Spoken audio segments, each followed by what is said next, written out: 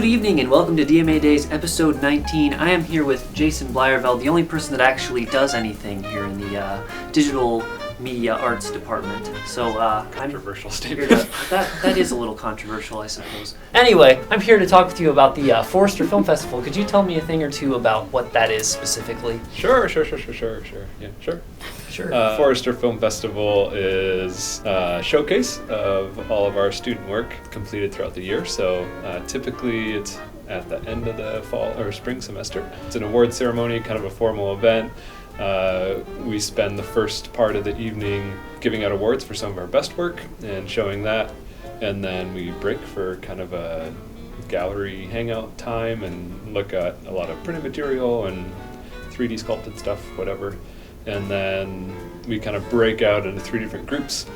So all the film folks will go to one room and animation to another and broadcast to another, and they show off a ton of content that we just didn't have time to show off. It's kind of a cool event, open to the public. Lots of parents usually come check out student work, and just a fun way to sort of celebrate the year's worth of work.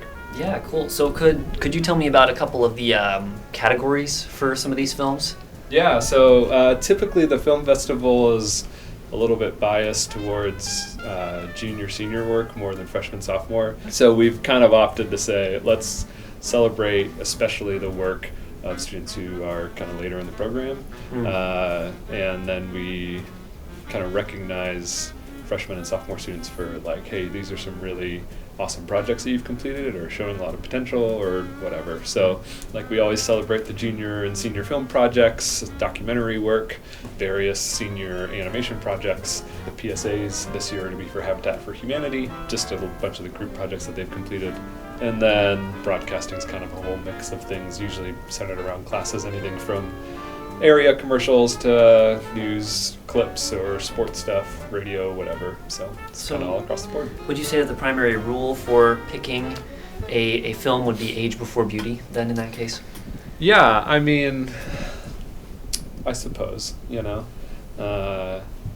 got some really ugly juniors and seniors, and they seem to do well enough in the event, so I suppose that's kind of been a working motto. Have there ever been any exceptions to that at least rule? By default. Like if you have a really handsome junior animator, would you say that age and beauty would factor into that sort of category? Just for. I mean, there's a first time for everything, I suppose. But okay, like there's a first time for someone interrupting our. Who's show, that?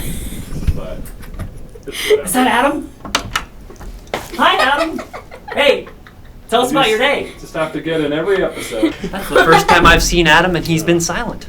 Yeah, that's impressive. Yeah. Just kind of sulked off there. Yeah. And probably crying in a corner. Oh. Partly why his office is all the way over in the MCA. Oh, so that we can't hear him screaming. Okay, yeah.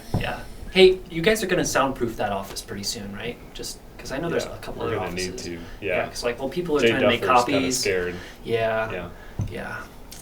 But anyway, the film festival, don't you bring in like professional judges to look at all these films?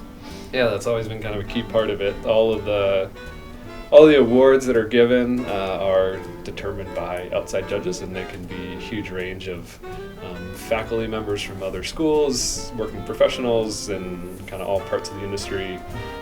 Some of them are alums that have gone on to do their own stuff. So yeah, it's kind of good to get a lot of different perspectives.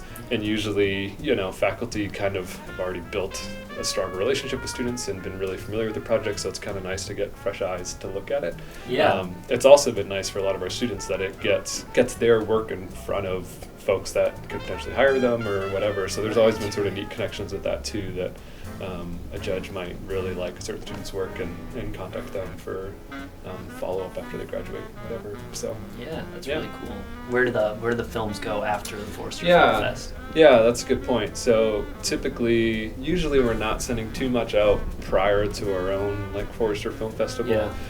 But this becomes kind of a good testing ground for a lot of those projects, and just kind of seeing how they do with outside judges and kind of getting some feedback from that. And then, typically the year kind of following, we'll fest a lot of that work and kind of see how well it does elsewhere. So, and life is short, Yeah. May 12th might not be a good day for you. Why is that? Just saying, you might want to watch everything you want to see May 11th, because who knows what May 12th might bring. You gotta live in the moment.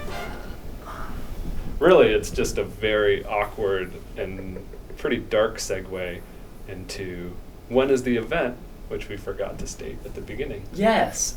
Well, May 11th. Truly. May 11th. Friday. Yeah. Friday, May 11th. Okay. Starting at 6 p.m. 6 in the p.m. Merillat Center for Eastern. the Arts. Yep, that. And so be there. Come on down. Because life is short. Come on down to the Merillat Center of the Arts. It's been a dark episode. Bring Ma and Pa and your little kitties too if you're a parent. Yep. Don't end it on a dark note. Bring the family. Bring all your happiness, because Lord knows Jason needs some. Bring your grandparents, because you know. Well, life is short. It is. But yes, your grandparents, bring those. If you got them, God bless you. Lucky ducks. Jason, it's been a pleasure. It's been an honor to interview you today. Yep. Thank you so much. Glad you've been talking to my shoe this whole time. Yeah. I'm not just a shoe. I'm going to go comfort Adam. Excuse you. All right. Bye. See ya. Oh my gosh. Adam. Oh, buddy. You'll find him by his weeping. Follow the screens.